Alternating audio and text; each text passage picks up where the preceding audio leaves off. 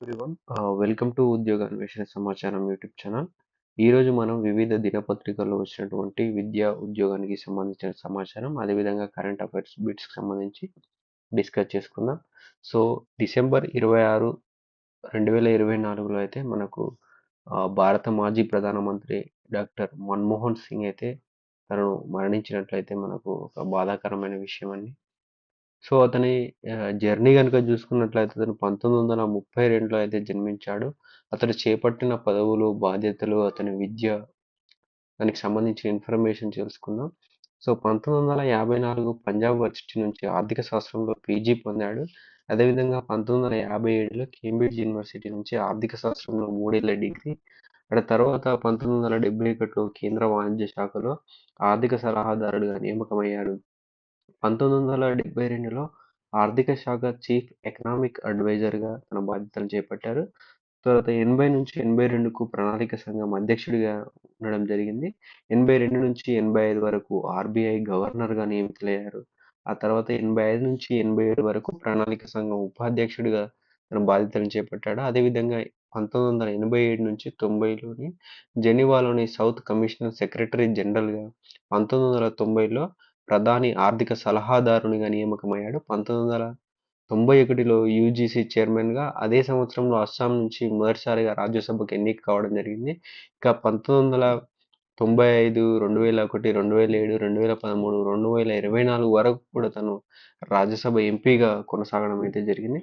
So 1991 నుంచి 96 వరకు PV ప్రభుత్వంలో ఆర్థిక మంత్రి పివి నరసింహారావు గారి నేతృత్వంలో అతనైతే ఆర్థిక మంత్రిగా పనిచేశారు. 1998 నుంచి 2004 వరకు రాజ్యసభలో ప్రతిపక్ష హోదాగా అతను సాగాడు. అదేవిధంగా 2004 నుంచి 2014 10 సంవత్సరాల పాటు మన భారతదేశానికి అయితే తను ప్రధానమంత్రిగా తన యొక్క సేవలను అయితే అందించడం జరిగింది.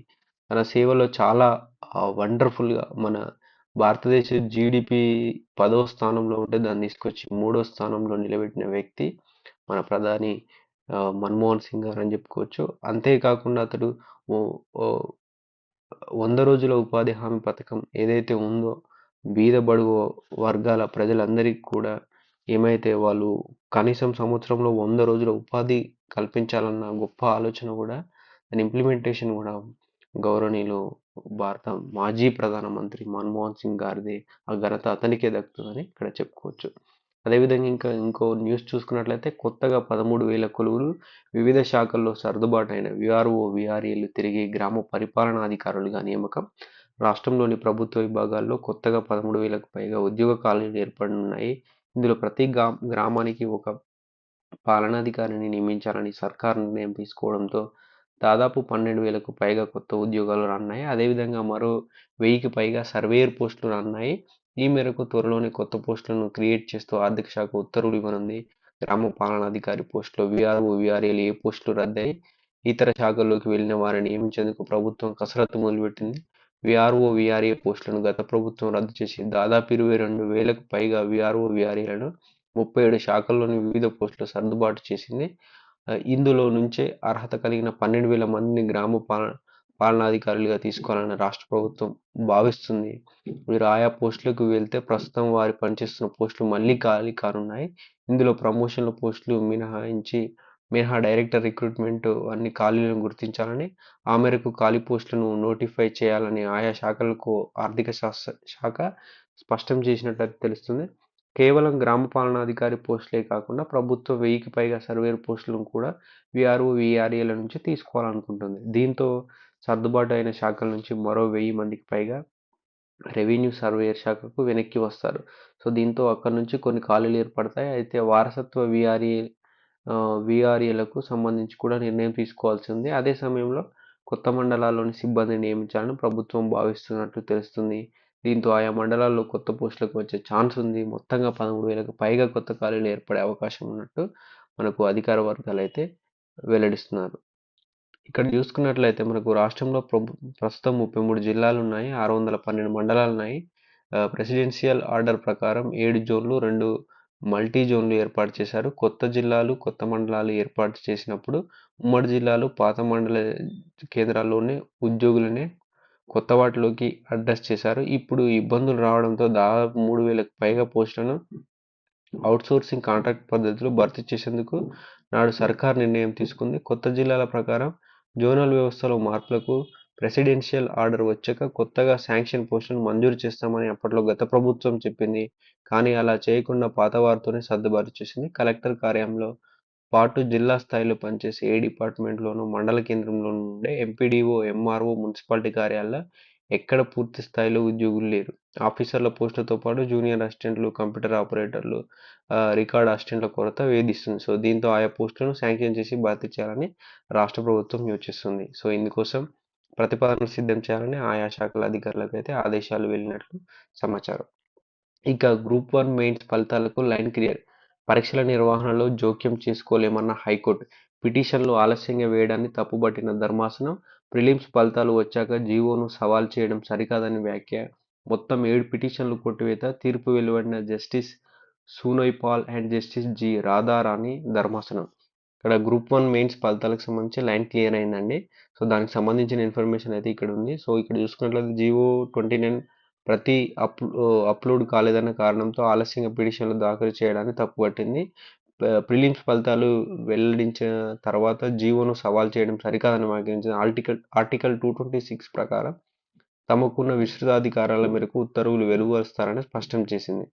సో ఈ విధంగా అయితే రిజర్వేషన్లను సవాల్ చేస్తూ దాఖలైన పలు పిటిషన్లను కొట్టివేయడం జరిగింది. Justice Sujoy Pal and justice G Radharani ధర్మాసనం గురువారం అయితే తీర్పు ఇవ్వడం జరిగింది. దీనికి సంబంధించి పూర్తి వివరాలు అయితే ఇలా ఉన్నాయి. జీవో 55కి సంబంధించి, జీవో 29కి సంబంధించి. సో ఎవరైనా దీన్ని పూర్తిగా ఇన్ఫర్మేషన్ తెలుసుకోవాలనుకుంటే జస్ట్ స్క్రీన్ షాట్ తీసుకొని సో చదివే ప్రయత్నం అయితే నేను త్వరగా కంప్లీట్ చేస్తాను.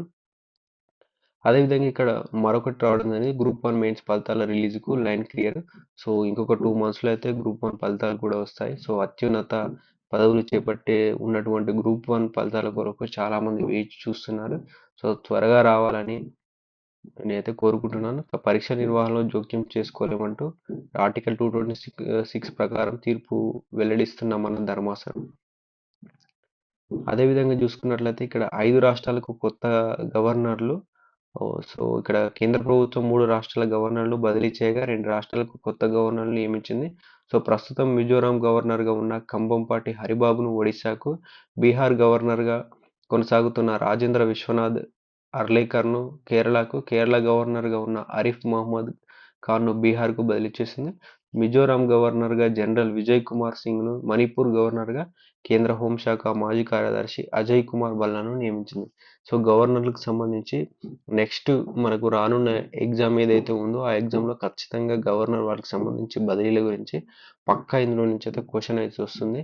సో గవర్నర్లకు సంబంధించి వెరీ వెరీ వెరీ ఇంపార్టెంట్ అండి. సో గవర్నర్ పదవికి సంబంధించిన ఇన్ఫర్మేషన్ కొంచెం చూసుకుందాం. సో రాష్ట్రానికి ప్రథమ పౌరుడు గవర్నర్. రాజ్యంలోని 6వ భాగంలోని ఆర్టికల్ 153 నుంచి 167 వరకు రాష్ట్ర కార్యనిర్వహణ వ్యవస్థ గురించి వివరణ ఉంటుంది. సో అందులో గవర్నర్ ముఖ్యమంత్రి నేతృత్వంలో రాష్ట్ర మంత్రి మండలి, అడ్వకేట్ జనరల్ అంతర్భాగంగా ఉండడం అయితే జరుగుతుంది. సో ఇక ఆర్టికల్ 153 ప్రతి రాష్ట్రానికి ఒక గవర్నమెంట్ ఉంటారు.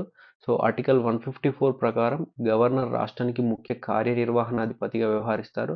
అదేవిధంగా ఆర్టికల్ 155 ప్రకారం గవర్నర్ నియామకం జరుగుతుంది. ఆర్టికల్ 156 ప్రకారం గవర్నర్ పదవీ కాలం అయితే నిర్ణయించబడుతుంది. ఆర్టికల్ 157 ప్రకారం గవర్నర్గా నియమితులయ్యే వ్యక్తికి ఉండాల్సిన అర్హతలు ఉంటాయి. అదేవిధంగా ఆర్టికల్ 158 ప్రకారం గవర్నర్గా నియమితులయ్యే వారికి సంబంధించిన అర్హతలు, జీతభత్యాలు, నివాస భవనం వివరిస్తుంది.